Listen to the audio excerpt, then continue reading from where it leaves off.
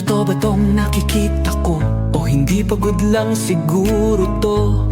Bakit binabarikadahan, sinisigawan ng dating pinunong bayan ng isang taong kamukha nung sa parisan? Syudad nila na minsang aktibo sa karahasan, ngayong malinis at progresibo kaysa sa ilan.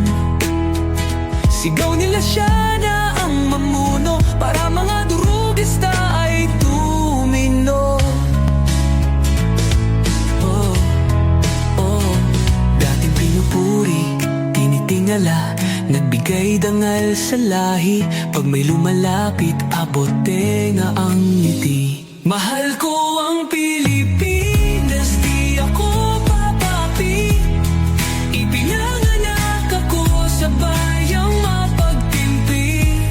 Ipaglalaban ko ang kalayaan kahit ako'y masawi.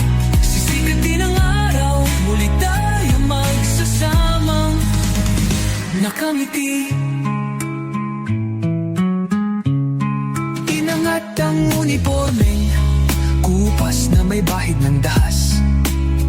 Dudublihin ko sahod nyo, wag na kayo lumihis ng landas. Ulihin nyo mga gumagawa ng masama, kahit pangalan ko nakataya.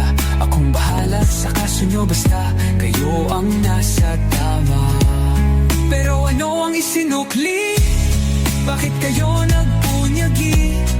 Pinakain nyo sa mga estranghero ang 80 na lolo'y parang may mali. Pagkatapos angat ang inyong moral na dating mabababa.